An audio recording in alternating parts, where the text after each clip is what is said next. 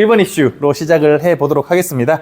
더불어민주당 이재명 대통령 후보가 49.42%의 득표율로 득표수로는 역대 최대라고 하더라고요. 역대 최대 득표수로 대통령으로 당선이 됐습니다. 다른 공약들도 이래저래 많았지만 저희는 이제 경제에 대해서 얘기를 하고 있다 보니까 경제에 관련된 공약들을 쭉 보면요. AI 3대 강국 도약하겠다, 경제성장 대동맥, 에너지 고속도로 구축하겠다, 주가지수 5천 시대, ABCDEF 글로벌 첨단 기업 육성, 과학기술, 벤처 투자 시장, 북극 항로 시대 이런 얘기들을 많이 하고 있는데 사실 요 중에서 가장 구체적이었다라고 볼 수 있는 공약은 저는 요거라고 보거든요. 그리고 실제로 이 실현 가능한가의 관점에서 봤을 때도 충분히 실현 가능하다고 보고 있습니다.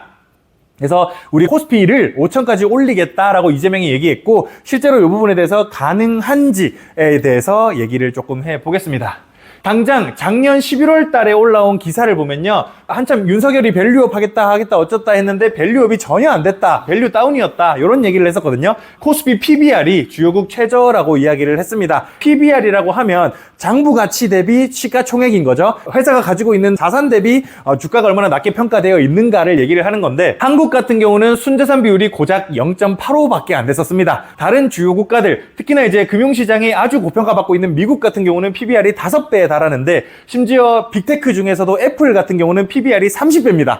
가진 장부 가격 대비 그 주가가 30배 높게 뻥튀기 돼 있다는 거죠. 그러니까 그 정도로 엄청나게 고평가되어 있는 거에 반해서 우리나라 기업들은 주가가 너무나도 저평가되어 있었다는 거죠. 지난번부터 제가 이제 꾸준히 말씀을 드려왔었지만 일단은 기업이 상장해서 이 굴러가는 것 자체가 사실 주주의 이익을 대변하기보다는 그냥 오너의 이익을 대변하는 형태로 순환 출자 이런 얘기를 많이 하잖아요. 그런 형태로 유지가 많이 되어 왔었습니다. 이재용이 삼성 관련된 지분이 고작 3%밖에 없음에도 불구하고 그룹 전체의 지배권을 행사할 수 있는 것 자체가 이 나라의 자본시장 구조가 잘못되어 있기 때문이다라는 이야기도 많이 하고 있는 거고 그뿐만 아니라 각종 재벌 기업들이 아주 적은 지분으로 기업들의 지배력을 행사하는 것 또한 그리고 행사하기 위해서도 주가를 의도적으로 낮게 유지하고 있다라는 이야기들도 예전부터 지속적으로 논의되어 왔던 내용이기도 하죠. 일부러 배당도 하지 않으면서요. 그러다 보니까 이번에 이재명 행정부에서 상법 개정을 포함해서 우리 입법 빡세게 하겠습니다라는 얘기를 전부터 지속적으로 해왔었고 지금 국회에서도 이재명 대통령이 당선되기 전에도 상법은 개정하겠습니다를 했지만 윤석열이 이제 거부권을 행사하면서 실패하기도 했었는데요. 일단은 상법 개정의 골자 자체는 이사의 충실 의무에 회사뿐만 아니라 주주의 이익까지도 포함하겠다라는 게 가장 기본적인 골자라고 생각을 하고 있는데 그런 부분이 이루어지면 어쨌든 간에 요 주식시장에서의 주주 환원율은 높아질 수밖에 없지 않나라는 생각을 개인적으로 하고 있습니다. 그런 와중에 미국도 마찬가지지만 미국은 주주 환원율에 정말 극단적으로 힘을 쏟고 있는 국가고 그만큼 이 빚을 내서라도 자사주를 매입해서 소각하는 경우까지 있을 정도로 아주 주주 환원율이 높은 국가거든요. 그러다 보니까 이렇게까지 PBR을 높게 책정받을 수 있는 거라고 저는 판단을 하고 있습니다. 그런 관점에서 우리나라의 주주 환원율이 개선될 수 있다면 그리고 그 개선되기 위한 디딤돌이 이 상법 개정이 될 수 있다면 그러면 우리나라 코스피는 PBR 1.5까지만 가도 사실상 주가지수 5천에 아주 근접한다라고 볼 수가 있는 거죠. 그래서 이미 실제로도 그거에 대한 기대로 최근 한 4, 5거래일 동안 외국인 자금이 어마어마하게 유입됐습니다. 최근 4, 5거래일 동안 개인은 계속 팔고요. 외국인은 계속 사고 있습니다. 그것 자체가 외국 자금이 한국의 밸류업에 대해서 코리아 디스카운트를 해소하고자 하는 의지를 아주 높게 평가하고 있다라고 판단을 해볼 수가 있겠고요. 그만큼 지금 우리나라 코스피도 1년 만에 2,800을 넘어서 지금 이제 2,900 가까이도 노리고 있는 모습을 확인을 하실 수가 있겠습니다. 이거는 이제 제가 어제 오후에 그러니까 장 마감하고 캡처를 한 건데 오늘은 또 2,806, 70까지도 넘어서는 모습을 제가 보기는 했었거든요. 어쨌든 오늘까지도 상승세를 보이고 있고 외국인은 선물 시장, 현물 시장에서 전부 코스피를 매수하고 있는 추세에 있습니다. 그런 포인트에서 또 이제 원화의 강세 요인이 나온다라고 볼 수가 있는 거죠. 외국인이 코스피를 사기 위해서는 어쨌든 원화를 사야 되는 거다 보니까 그러니까 달러 약세도 사실상 이 코스피에 외인 자금을 유입시키는 아주 큰 요소라고 생각을 하고 있습니다. 어차피 달러 약해질 건데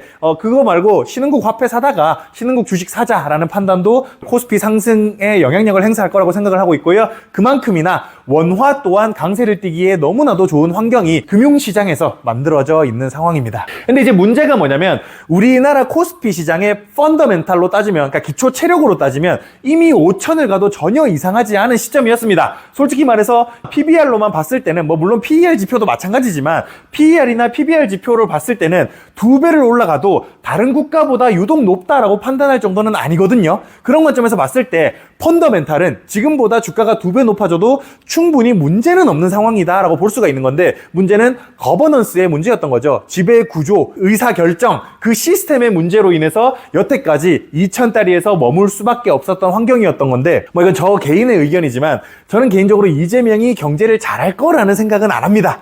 그래서 돈을 좀 너무 과도하게 풀어낼 것 같다라는 생각을 하고, 그게 이제 지금 당장은 아니지만 5년 뒤, 10년 뒤에 인플레이션 요소로 작용할 수는 있다 정도로 생각을 하고 있는데, 근데 이제 그런 거를 떠나서 어쨌든 거버넌스의 개선만으로도 충분히 5천까지 갈 수 있는 펀더멘탈을 코스피가 가지고 있다는 점에서 충분히 5천은 말도 안 된다라는 숫자는 아니라는 점에 대해서 저는 생각을 조금 하고 있고요. 다만 이제 문제가 뭐냐, 여태까지 억지로 금융시장을 그러니까 일부러 억제한 건 아니겠지만 오너들이 의도적으로 억제해왔던 것들이 있을 겁니다. 그렇게 억제해왔던 자금들이 어디로 여태까지 흘러갔었냐 하면 결국 우리는 부동산 시장인 거죠. 우스갯소리로 사람들이 하는 얘기가, 진보 정권은 부동산 값을 많이 올리니까, 특히나 이거 한국부동산원 요 자료는 문재인 행정부 때 50%는 올랐는데 한국부동산원에서 통계를 조작해가지고 또 이슈가 많이 됐었죠. 그러니까 사실상 상승률로 따지면 문재인 정권의 50%는 올랐습니다. 서울은.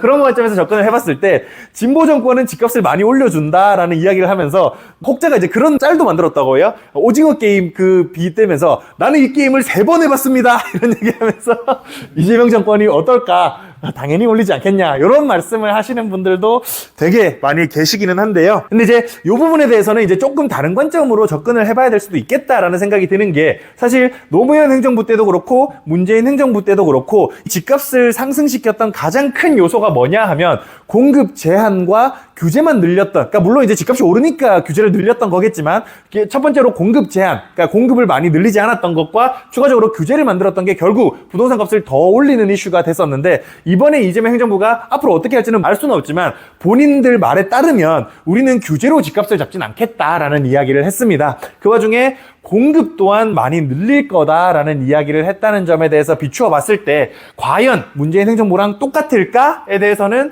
고민을 조금 해봐야 되지 않을까라는 생각은 좀 들고 있는 것 같아요. 여기에다가 이제 더해서 봤을 때 우리 2023년 당시에 금융계정, 그러니까 우리나라의 국민 순자산 계정을 보면요, 흥미롭습니다. 2023년 당시에 토지자산과 건설자산이, 그러니까 우리나라의 국민 순자산이 2경 3천조 원이 있었는데요. 2023년 기준으로요. 2경 3천조 원인데 토지자산과 건설자산 두 개만 80% 넘는 비중을 차지하고 있습니다. 거의 2경 원 가까운 거를 토지자산과 건설자산이 보유하고 있다는 점에 비추어 봤을 때 우리나라는 사실상 국부 전체의 80%가 부동산에 몰빵돼 있는 나라다라고 봐도 무방하다는 거죠. 그래서 다른 자산들, 설비자산, 뭐 재고자산, 순금융자산 이런 것들 다 해봐야 이 정도밖에 안 된다는 거를 생각해 봤을 때, 와, 이 나라는 진짜 모은 돈을 전부 다 부동산에다가 다 몰아놨구나 라고 밖에 생각을 할 수가 없는데, 근데 여기서 문제가 뭐냐면 펀더멘탈이 더 개선될 여지는 사실 없는 것 같습니다. 아무래도 중국이 너무 빠르게 추격을 해오고 있고, 그러니까 GDP 성장률로만으로도 충분히 설명 가능한 얘기라고 생각을 하는데요. 중국이 우리 시장을 너무 빠르게 뺏어가고 있고, 그 와중에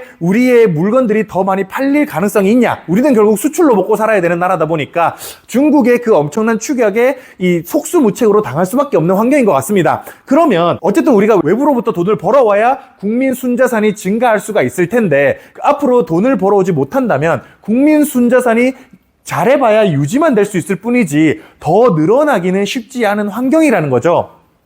근데 이제 여태까지 주식시장을 억제하면서 부동산 시장에 펌핑돼 왔던 국부가, 요 80%의 부동산에 쌓인 요 국부가 순금융자산으로 이동할 가능성이 저는 아주 높다고 보고 있습니다. 코스피가 5천으로 어쨌든 가긴 할 건데, 거버넌스가 개선되면서 그 펀더멘털에 맞춰가기는 할 건데, 근데 그 펀더멘털 자체가 우리나라의 국부가 늘어서가 아니라 국부 파이 안에서 뺏어먹기를 할 가능성이 높다라고 보고 있는 거죠. 그리고 그거를 뺏어올 수 있는 곳이라면 부동산일 가능성이 아주 높고, 그 다음은 설비나 재고가 줄어들 수 있을까에 대해서는 조금 회의적이긴 한 것 같다라는 생각이 들고 있습니다. 결국 국부가 늘어나지 않는 이상은 요 안에서 놀 수밖에 없는데 요 안에서 놀게 된다면 부동산에서 뺏어올 가능성이 가장 높다. 그리고 지금 우리나라의 코스피 시장이 한 2,000조 원 조금 넘는다라는 점에 비추어 봤을 때 아마 뭐 코스피가 이제 5천까지 간다면 아마 4, 5천조 원까지도 늘어날 텐데 그러면 이경원에 달하는 부동산 시장은 아마 1경 8천조 원 요 정도로 줄어들 가능성에 대해서 염두를 해봐야 되겠죠.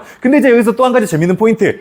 토지 자산, 그러니까 부동산을 전체를 따지는 건 아닙니다. 어차피 건설 자산은 감가상각 자산이기 때문에 토지가 다르다고 해서 건설 자산이 달라지진 않고요. 결국 이제 부동산이 서울이 비싼 이유가 뭐냐? 토지 자산이 비싸기 때문이다라고 접근을 하는 건데 우리나라의 토지 자산을 보면요.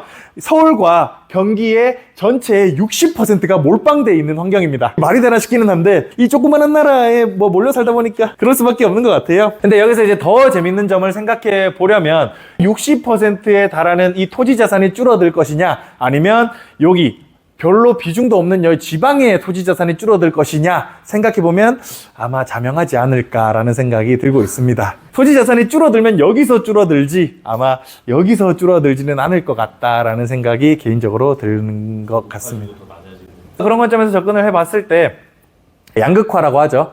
이 부동산에 대한 양극화는 더 심화될 것 같다라는 생각이 개인적으로는 조금 들고 있어요. 그런 와중에도 여기는 이제 서울이랑 경기를 뭉뚱그려 놨지만 저는 이 서울 안에서도 노도강과 강남 3구의 격차는 더 심해질 거다라고 보고 있습니다. 그래서 서울 안에서도 그 격차는 더 심해질 것 같다라는 생각이 개인적으로는 조금 들고 있고요. 뭐가 됐건 간에 어쨌든 저는 이제 지역별로 어디가 좋다 이런 거는 부동산은 잘 모르지만 시총 관점에서 봤을 때는 전체적으로 줄어들 가능성이 아주 높다 정도는 생각을 좀 해볼 수 있을 것 같고요. 그게 코스피로 넘어갈 가능성이 아주 높다고 판단을 하고 있습니다. 거기에 살짝 포모가 조금 껴준다면 여태까지 부동산으로 했던 사람이 야 주식으로 해야 되는구나 라는 생각까지도 조금 껴준다면 우리나라의 코스피는 좀 더 많은 버블까지도 만들어낼 수 있지 않을까라는 생각을 혼자 하고 있고요. 일단은 뭐 상법 개정만 돼도 저는 충분히 가능하다고 개인적으로는 보고 있어요. 주주 환원율만 높이기만 해도 저는 충분히 가능하다고 생각합니다. 기업을 자꾸 오너의 것으로 생각하는 이 문화가 개선되면 훨씬 나아질 거라고 생각을 하고 있습니다. 우리 한국 행정부의 외교는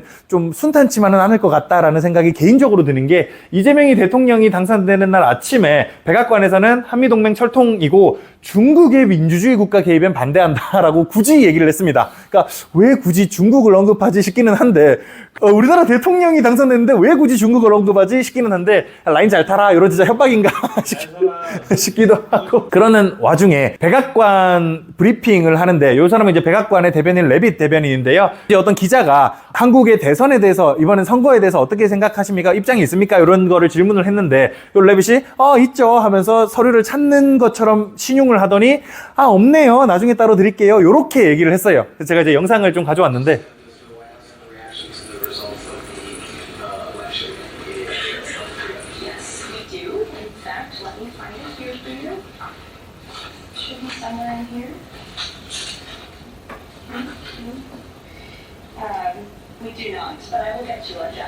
그래서 없으면 아예 없다고 하지. 저도 이제 의문인 게 맥인 걸까? 아니면 진짜로 착오일까? 이 부분에 대해서 저는 좀 의문이 들기는 하는데 제가 뭐 서양인들의 문화를 좀 더 잘 이해를 했으면 이게 맥인 거다 아니다 확실히 알겠지만 일단은 뭐 지켜봐야 될 것 같습니다. 그러는 와중에도 얼마 전에 통화했다는 얘기를 이제 한국 언론에서 이제 많이 얘기를 했는데 근데 정작 미국 언론에서는 아무도 한미 정상이 통화를 했다는 얘기를 백악관도 마찬가지고 트럼프가 그렇게 자랑하기 좋아하는데 그것도 한마디 없었고 그래서 미국 측에서는 아무 얘기도 안 하고 있습니다. 한국 측에서만 통화했다 뭐 어쨌다 이런 얘기를 하고 있다는 점에서 그러니까 그런 얘기를 해요. 로우키라는 그 스탠스가 약간 일단 관망하는 스탠스를 이제 로우키라고 얘기한다고 하더라고요. 미국 그 행정부 측은 약간 한국의 대통령 당선을 저 사람 친중일지 친북일지 어떨지 모르겠으니까 일단은 관망 요런 스탠스로 보는 거 아니냐라는 시각이 존재를 하고 있는 것 같습니다. 뭐 물론 이제 이례적인 사건까지는 아니지만 평소에 이러지 않는다까지는 아니지만 그래도 굳이 이렇게 하는 것 자체가 외교 무대에서 우리가 이제 환영받는 입장은 아니구나 정도의 생각은 해볼 수 있는 것 같습니다. 미국 수출 관련해서는 과연 우리가 협상이나 이런 부분이 잘 이루어질 수 있을까는 조금은 고민을 해봐야 될 것 같다라는 생각이 들고 있고요. 그런 와중에